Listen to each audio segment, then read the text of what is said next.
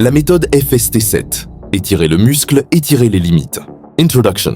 Quand on parle de développement musculaire extrême, on pense souvent à la charge, à la répétition, à la douleur. Mais il existe une méthode qui va plus loin que tout ça. Une méthode qui vise à remodeler littéralement ton muscle de l'intérieur. Cette méthode, c'est le FST7, ou Fascia Stretch Training 7. Une approche à la fois scientifique, esthétique et brutale, popularisée par Aniram Bod, le coach des champions. Et si tu veux comprendre pourquoi elle est devenue une référence chez les pros, reste bien jusqu'à la fin. Origine et créateur de la méthode. Le FST7 a été développé par Aniram Bod, surnommé The Procreator. C'est lui qui a façonné les physiques monstrueux de Jay Cutler, Phil Heath ou Jeremy Buendia. Son constat était simple. Les bodybuilders s'entraînaient fort, mais leurs muscles semblaient fermés, comprimés, sans rondeur ni plénitude. Rambod a voulu trouver un moyen d'ouvrir le muscle, d'étirer son enveloppe externe, le fascia, pour laisser plus d'espace à la croissance. Ainsi est née la méthode FST7, Fascia Stretch Training, cette série d'étirements internes. Le principe du FST7. L'idée centrale du FST7 est d'étirer le fascia musculaire en créant une congestion extrême, localisée et prolongée. Chaque séance se structure ainsi. 1. Travail de base lourd et contrôlé, mouvement composé ou isolé. 2. Phase finale FST7, 7 séries consécutives d'un exercice d'isolation. Repos court, 30 à 45 secondes entre chaque série. Objectif, remplir le muscle de sang, étirer l'enveloppe faciale et maximiser la tension cellulaire.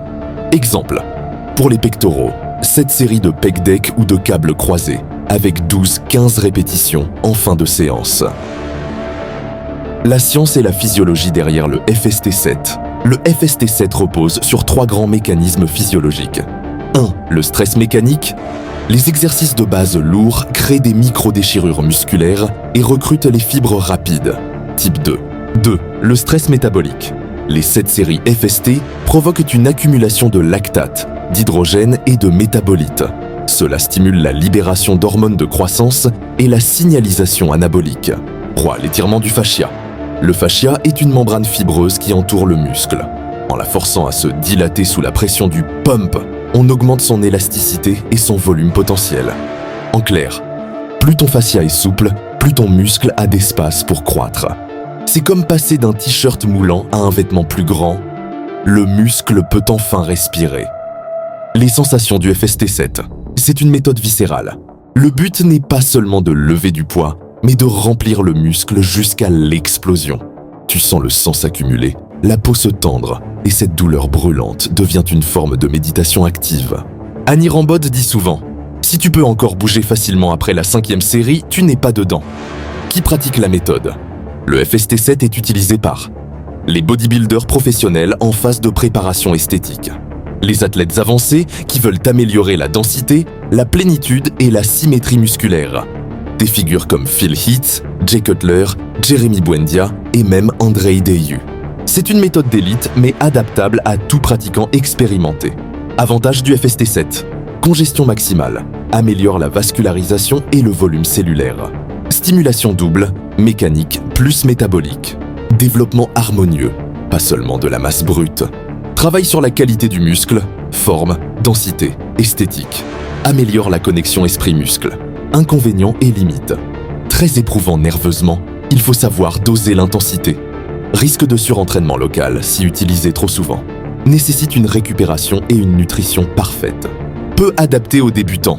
Technique, tolérance à la douleur, contrôle du mouvement. En général, on limite la méthode à 1 ou 2 groupes musculaires par séance, pas plus. Pour qui est faite la méthode FST7? Pour les athlètes confirmés qui maîtrisent déjà les bases. Pour ceux qui cherchent à améliorer la forme, la plénitude et la densité musculaire. Pour les pratiquants qui veulent ressentir le muscle autrement, non pas juste le charger, mais le sculpter de l'intérieur. La philosophie du FST7. Derrière la technique, il y a une idée plus profonde. Le muscle est vivant. Si tu le nourris de sang, il te renvoie de la vie. Le FST7, ce n'est pas juste une méthode, c'est une expérience sensorielle. C'est une méthode qui apprend la patience dans la souffrance, la présence dans la douleur et la discipline dans la fatigue.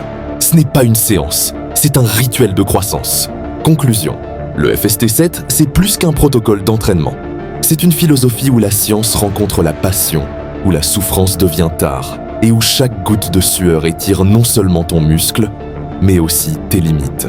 Si tu veux sculpter un corps plein, dense et vivant, alors ne fuis pas la brûlure, embrasse-la. N'hésite pas à me contacter pour la mettre en place par rapport à ton physique. Merci à Jay pour les nombreux entraînements